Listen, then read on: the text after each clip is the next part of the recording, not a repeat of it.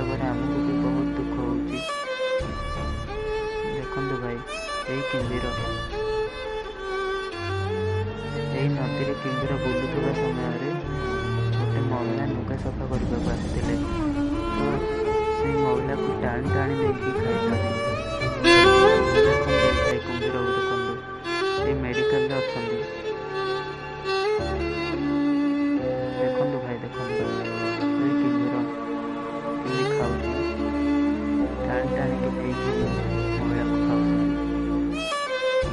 ତ ଭାଇ, ଏମିତିକା ଭିଡ଼ିଓ ତ ଦେଖିବାକୁ ବହୁତ କଷ୍ଟ ହେବ ଆଉ ଦୁଃଖ ବି ଲାଗୁଛି, କାହିଁକିନା ଗୋଟେ ମହିଳାଙ୍କୁ ଟାଣି ଟାଣି ନେଇକି ଆଖି ସାମ୍ନାରୁ ଖାଉଛି ନା।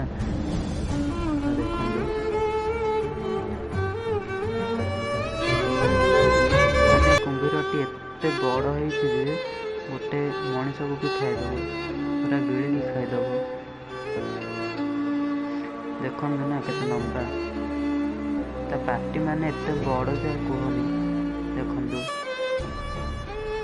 ତାପରେ ଦେଖନ୍ତୁ କେତେ ବଡ଼, ମାନେ କୁମ୍ଭୀରଟା କେମିତି ଖାଉଛି ଦେଖୁନାହାନ୍ତି।